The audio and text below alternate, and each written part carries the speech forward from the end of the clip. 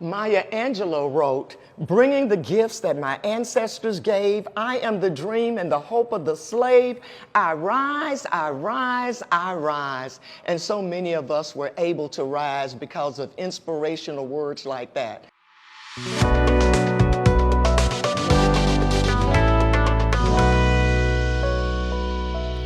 Hello, this is Mable Springfield Scott, and you know me as Able Mable, your princess of poetry and praise. Thank you so much for being with us here today in Greensboro Public Library's Central Library in downtown Greensboro on Church Street. We thank everyone for all of their support with this program, and we're going to be hearing a lot about the way we were back in the 40s, 50s, and 60s during segregation. Listen and enjoy. Wow, the different ages here. We have some Girl Scouts, and you all are in elementary, middle school. These are elementary, yes. Thank you for being here. And we are just so thankful. We have a real cross-section of people here from throughout Greensboro and beyond. We want to thank Beth Sheffield and all of the staff here at the Central Library here in downtown Greensboro. The book that we're going to just share a little bit about today is called 38126 King's Kids. 38126 King's Kids. Nobody said we were poor. Nobody said we were poor. And I don't know if any of you all know that this 38126 zip code is a zip code that encompasses many different neighborhoods and communities in the near downtown area of Memphis, Tennessee, on the Mississippi River. And this is the area where I was born. And in our zip code, we had a number of government housing projects. And all of our different government housing projects within our 38126 zip code ended up going, our children, all of our residents, we all ended up going to the Booker T. Washington High School in Memphis, Tennessee, and we had many, many famous graduates that I know you all know about, like Reverend Dr. Benjamin Hooks. How many people know about Benjamin Hooks? And our friend Beth has been playing music earlier from the 50s and the 60s. Who has heard of Booker T and the MGs? Guess what high school they attended? Booker T. Washington High School. And the Barkays. Have you heard of the Barkays? Booker T. Washington High School.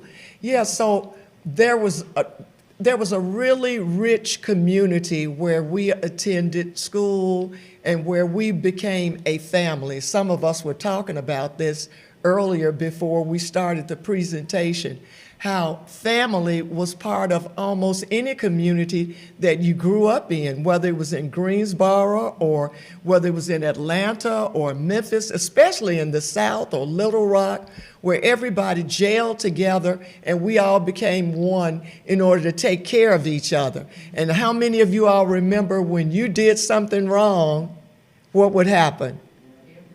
Everybody stepped up, and nobody was around to try to sue you, right? I know it. Things have changed tremendously. And when I was working on some appointments that I'm going to do in May in Memphis, something that I didn't know about the public library, and I went to the library especially during the summer months because it was right around the corner from my house in the Foot Homes. And I would go to the library. It was the only place in our whole community that had air conditioning. But in addition to that, it gave me a time to explore, discover, and become just things throughout the world to hear about and to read about and to see adventurous, exciting things that happen to people, many who looked just like me. And I couldn't believe they had done some of the things that they had done. But I loved the library. I loved checking out books. And in talking to the librarian who is heading the library in the neighborhood where I attended, she mentioned to me that her mother had attended and had visited the same library that I had on Vance Street in Memphis in 38126. She said, but my mother had to ride 2 buses and walk to get to the library. And I thought about it, and I said, your mom had to ride 2 buses. I could just walk. And she said, back then, there was only one black library in Memphis. I had no idea that was, because I was going to my library right around the corner, but I had not thought about the people of color who lived in many, many other neighborhoods in North Memphis, Southwest Memphis, Northeast. I hadn't thought about that. People who lived in Shelby County, if they were black, they would have to come to the library on Vance Street. And for some of them, that meant taking several buses. And I'm sure some of you who are here today may remember riding the bus. How many people remember riding the bus? Did you all have to? Now, I walked to school. We walked to school during rain, snow, sleet. We had galoshes, that's what they call them, boots and raincoats and rain hats. It was fun walking to school, but I had no idea we walked as far as we walked until I went back to Memphis one time and I was driving and I looked at, I said, oh my God. So that's why we could eat so much and we didn't have to worry about our weight. Think about it. Think about it. We just really pigged out and nobody was on a diet. And I guess it was because we walked so far. And if we had to go long, long places, we would get on the bus and get a, does anybody know what a transfer is? You get a transfer and then you ride. And does anybody remember where we sat on the buses? In the back. And that was the part I just couldn't understand because I wanted to sit in the front. But what I wanted to share with you very briefly, because I'd like to hear some of your experiences, this is a poem that I wrote in our 38126 community at my mom and stepfather's house. Around the corner, down the street, we were near the Lorraine Motel, and that's the place where Dr. Martin Luther King Jr. was assassinated. And I wanted to read for you a poem that I wrote. And these are my remembrances of April 4th, 1968, as a high school student at Booker T. Washington High School. As a junior in high school, many of us were all excited about the junior-senior prom. Well, after April 4th, 1968, everything changed in our lives, and the prom was the last thing on our list of priorities. And we knew there wouldn't be a prom. The National Guard came into our neighborhoods, and when we looked out the door, there were big tanks, and we could only leave at 6 in the morning at sunup and then be back in our houses by sundown. And this went on for quite a long time. And in the area where I had worked as a little kid, I went to work with my grandmother because we didn't have preschools. And so I started going to work with her at the age of 3 on Beale Street. And it was just amazing. After Dr. King was murdered, so many beautiful, magnificent enterprises and stores and shops and restaurants and entrepreneurial and type endeavors were just burned down. They were just gone. They just left. They just left. And over the years, of course, Memphis has built Beale Street back up. But it's a lot different from the Beale Street that I knew as a little kid. So let me just read for you my reflections of April 4th, 1968, as a high school junior. Dr. Martin Luther King Jr. gave his final speech at Mason Temple. Walking from my high school to this Kojic church was quite simple. Many sanitation workers were our neighbors and friends. Can you imagine seeing 1968 through their lens? We lived not too far from the Lorraine Motel. After the April 4th murder, I felt like in a shell. The National Guard took over Memphis and put us on curfew, dusk to dawn, indoors, nervous, not knowing what to do. I looked out our front shade and saw Mommy's green Chevy. Parked beside it was a huge army tank. Now you know that was heavy. Martin Luther King Jr.'s guiding principles were based on the good book. He integrated America's foundation, nonviolence from Gandhi he took. King molded philosophical ideas with pure common sense.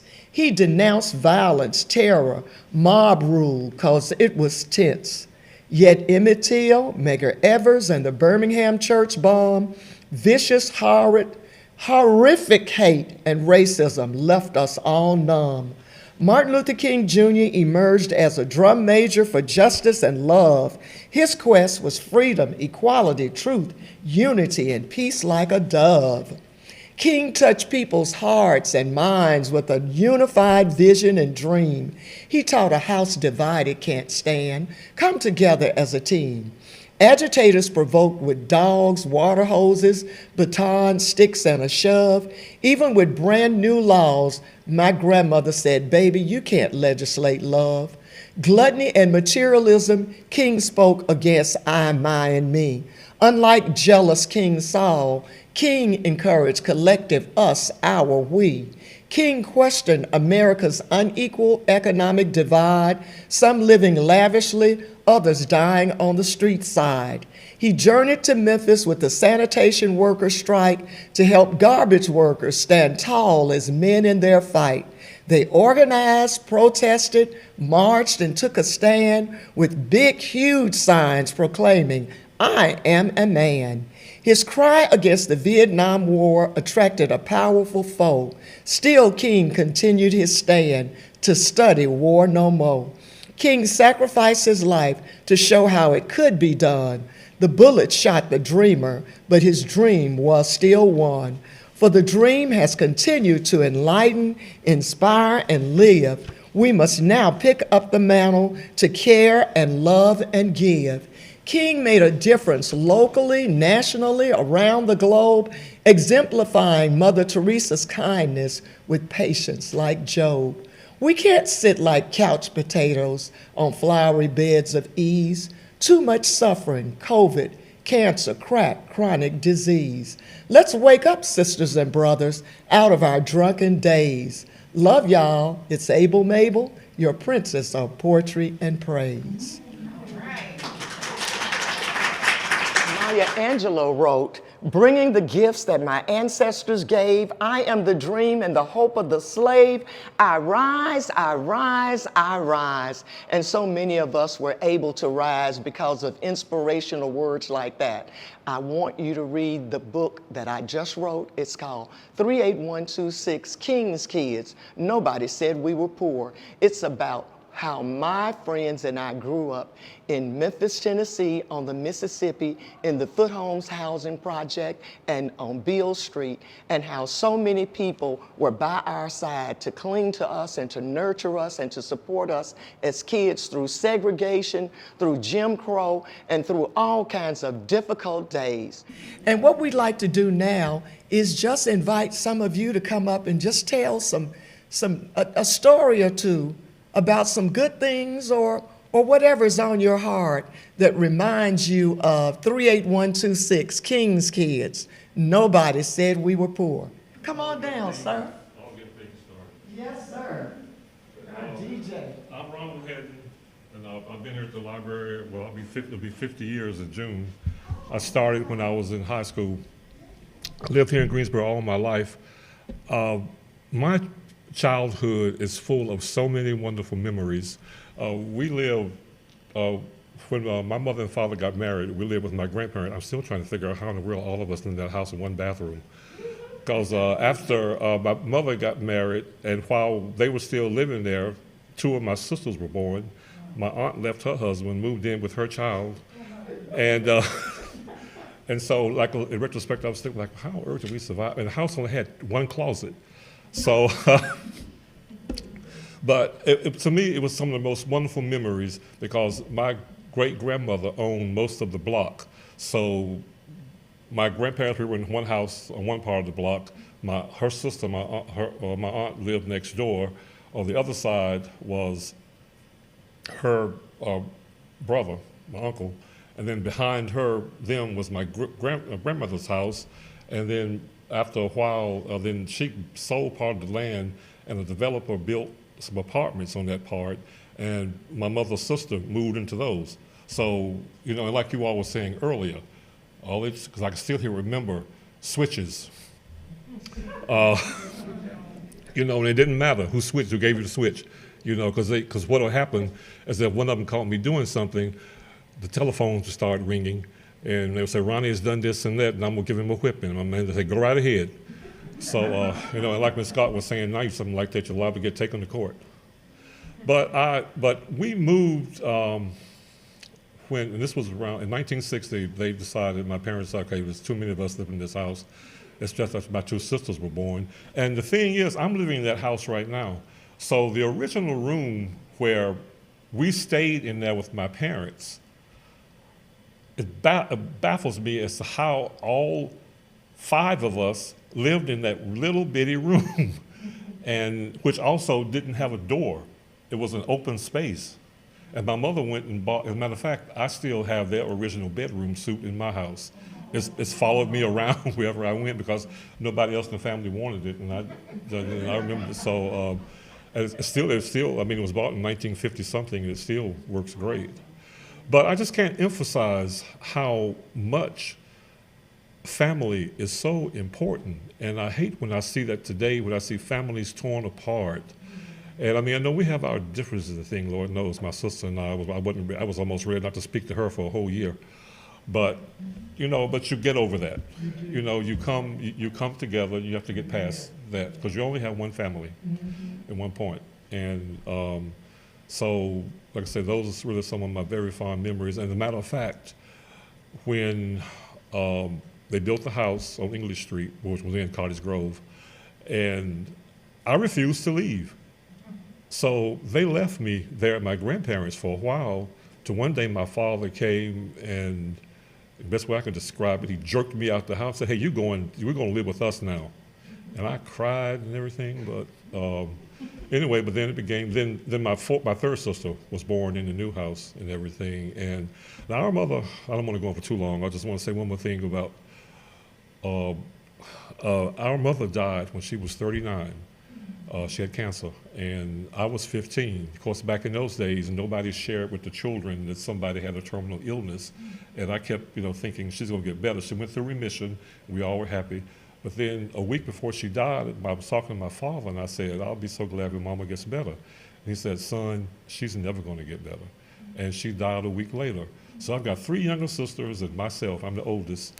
And my father had 8 sisters.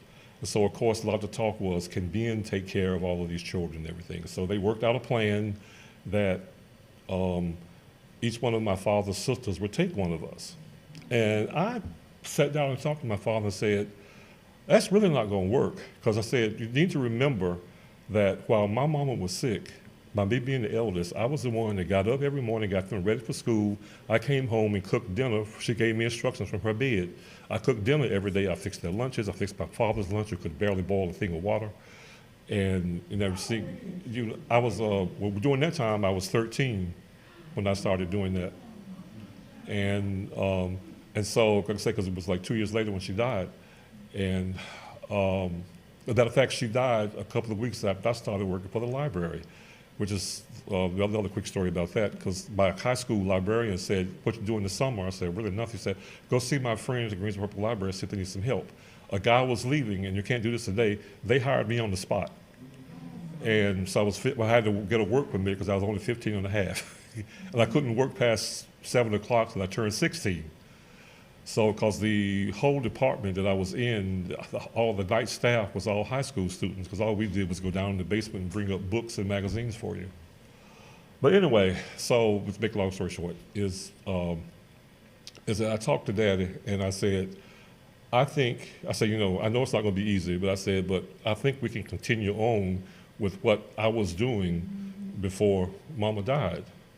I mean, I really admit I did sacrifice my teenage years, but it was worth it. We're just like this. So just remember, your family is important. I was going to the library as a little kid because, number one, it was cool. There was an air conditioner, And I don't know if some of you all remember or not, but back in the day, people had fans, and you could sleep in the houses with the windows open and the screens. People didn't lock their doors. Burglars didn't come in. Where were the burglars back in the day? I mean, you could leave your bike or skates or dolls, but we had to put everything back up, so you didn't have to worry about that either. But I went to the library as a child because I liked the books. And at our school, this is a part I didn't mention, but I can mention it now.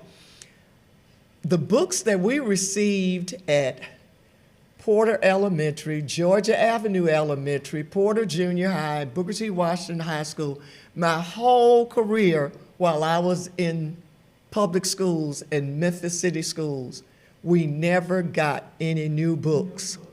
Was it like that in Greensboro or Reidsville or Rockingham County? We never had I got my first new book when I went to college, and I had to pay for it at the University of Tennessee, Knoxville.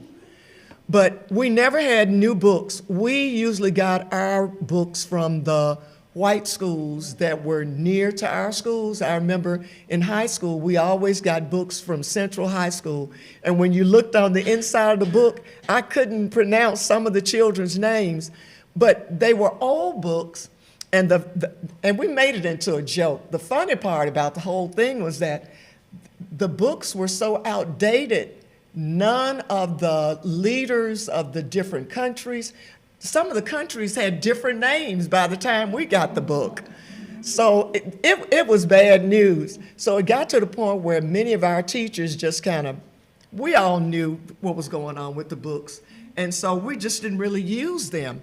And I'm always going to have to be grateful to the Memphis Commercial Appeal, because they had a newspaper in the schools program. And our teachers were so inventive, they used the newspapers plus the libraries to keep us up to date with current events. And I don't know if you all still receive weekly readers. Do they still do that anymore? On Fridays, we would read weekly readers, but every day we read the newspaper. And on the day, and in addition to that, we would go to the library 2 and 3 times a week. So we were inundated with books and libraries. The difference now is, look at all this equipment Miss Beth has and all the things you can do in the library now. And nobody walks around with a little bun on their head telling you, shh. But back in the day, we were afraid of librarians because you couldn't talk and you couldn't whisper. You had to be quiet. You had to tiptoe. Some children didn't like to go to the library because of that. And while you as little Girl Scouts can go and just Google what you want, you won't believe what we had to do to find our information. We had to look through encyclopedias. Did some of you all have encyclopedias at your house? Yeah. And one of my best friends, who ended up being the valedictorian of our class, Dee Bond, she always talked about how when we were trying to get together to go out to a social event, and she was trying to persuade her mom, and she would tell her mom, I don't have anything to do, I'm bored. And her grandmother would say, your mama spent all that money for those encyclopedias. Go over there and read them. And I think her grandmother must have made her read those encyclopedias because she ended up being real, real, real smart.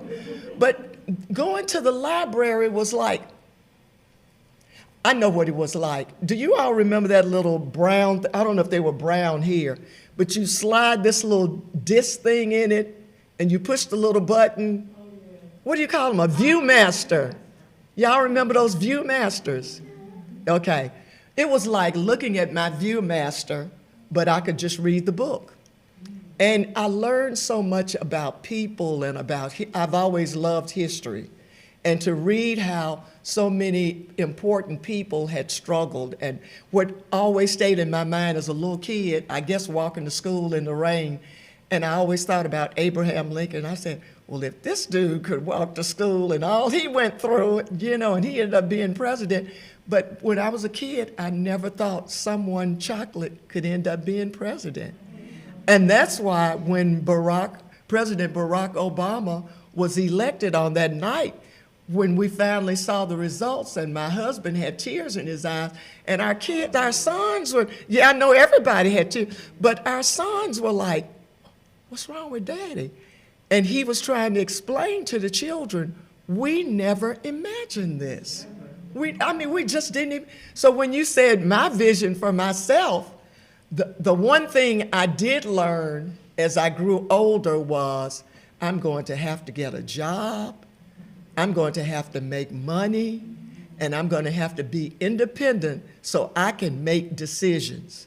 Because you all know we only were given a pair of school shoes and church shoes. And I wanted different color shoes to go with my different color dresses.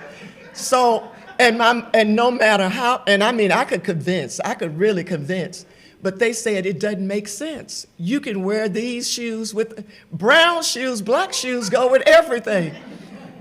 And I think one day I was just trying to be smart or something. I'm surprised they didn't slap me. I said, but what if I had my own money? And they just kind of laughed like, but you don't have your own money.